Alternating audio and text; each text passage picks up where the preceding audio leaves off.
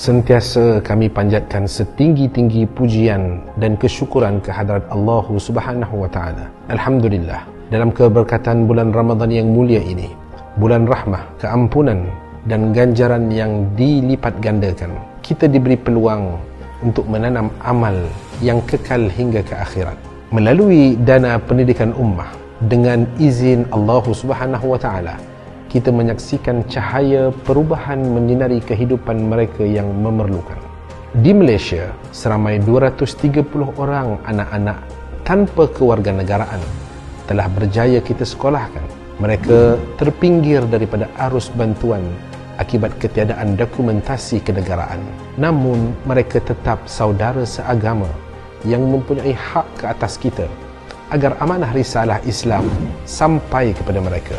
Melalui dana pendidikan ummah, kita mengangkat martabat mereka dengan cahaya ilmu, membina harapan dalam jiwa mereka dan membimbing mereka keluar daripada kegelapan kehidupan menuju masa depan yang lebih mulia. Di Cambodia, kita menggerakkan program Sirajul Ilm, sebuah inisiatif pendidikan khusus yang menyaring lebih 700 pelajar cemerlang, lalu dipilih hanya 30 pelajar terbaik untuk dibimbing secara intensif selama setahun.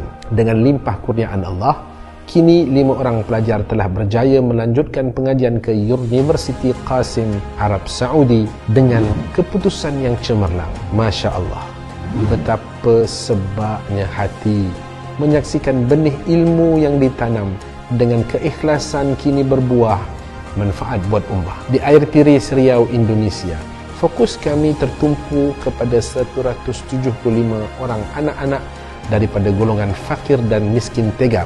Mereka bergelut dengan kesempitan hidup. Keperluan asas untuk meneruskan kehidupan pun menjadi perjuangan harian.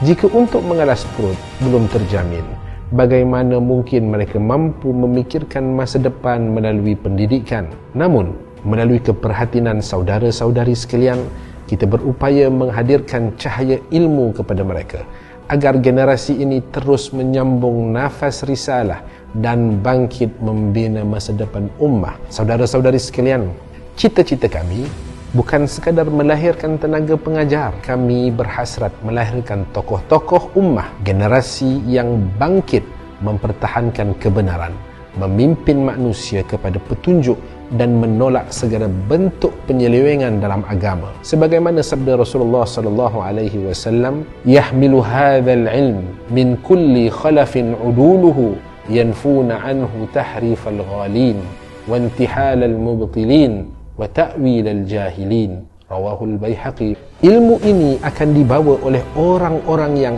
adil daripada setiap generasi. Mereka menolak penyelewengan golongan melampau, pemalsuan golongan batil dan penafsiran orang-orang jahil.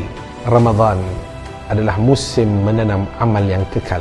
Ramadan adalah peluang yang mungkin tidak akan kembali. Semoga setiap sumbangan yang dihulurkan bukan sekadar infak, bahkan menjadi amal jariah yang terus mengalir pahalanya walaupun jasad telah kembali ke tanah, menjadi cahaya di alam kubur dan kekal menuju pertemuan dengan Allah Subhanahu wa taala. Ayuh, kita rancang kehidupan kedua kita sebelum tibanya saatnya.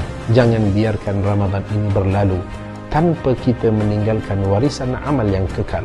Bersama kita hidupkan nafas risalah, meneruskan warisan nabawi dan membina ummah. Hadhihi fursatuna wa hadza zaduna ila al-akhirah. Ini peluang kita, ini bekalan kita menuju akhirat.